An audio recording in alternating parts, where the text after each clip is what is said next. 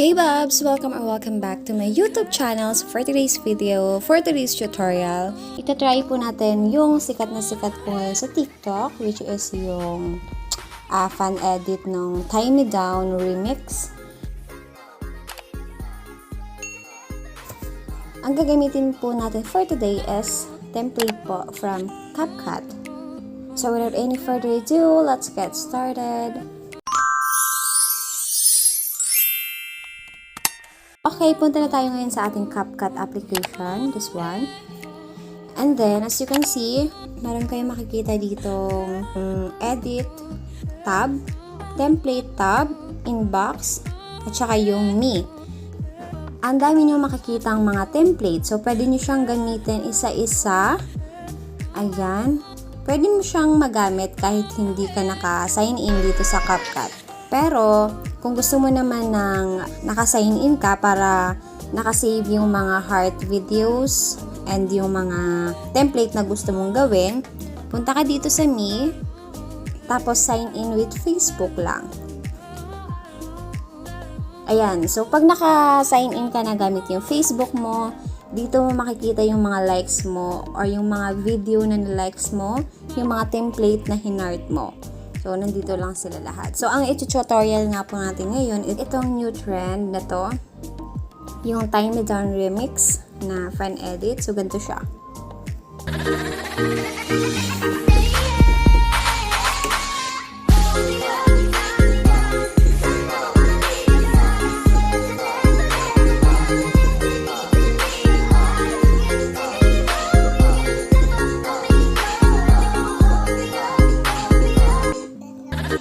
Ayan, so ayan siya.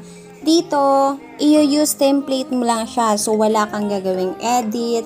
Ang gagawin mo lang is mag-a-add ka ng photos.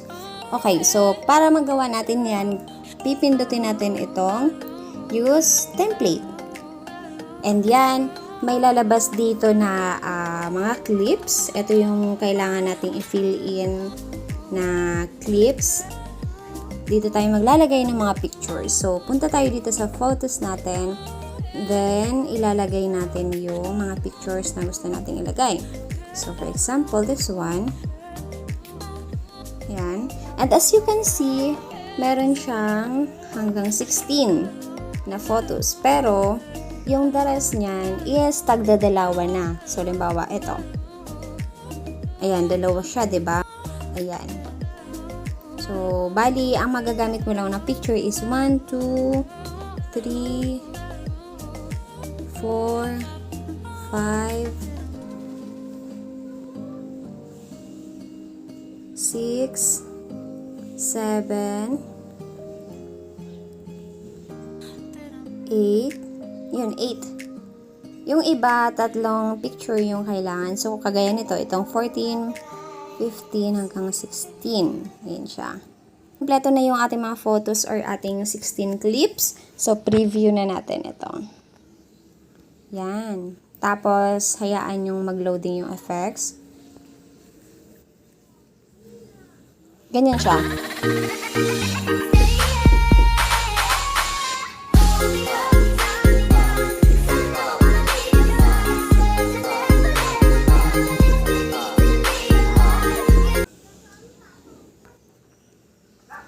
Okay, so na dalawa to. Wait lang.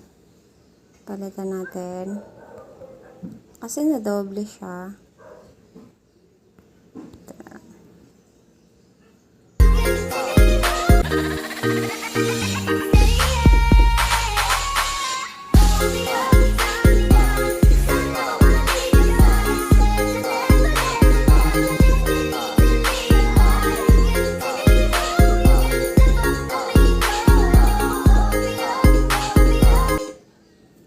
Ayan, ganun lang siya kadali. So, mag-a-add ka lang ng photos, wala nang edit-edit. And boom! Pwede mo na siyang i-upload sa inyong mga TikTok application. Then, as you can see, meron tayo ditong nakikitang watermark na CapCut. Ito siya. So, ang gagawin nyo is export. Tapos, export without watermark. So, kapag in-export na natin siya or sinave na natin siya, wala po siyang watermark sa taas. So, try natin. Export. Yan, mabilis lang din siyang mag-save. Huwag nyo lang talagang ilalak yung screen or kaya naman umalis dito sa CapCut. Ayan, then diretso ka dito sa TikTok para i-upload yan.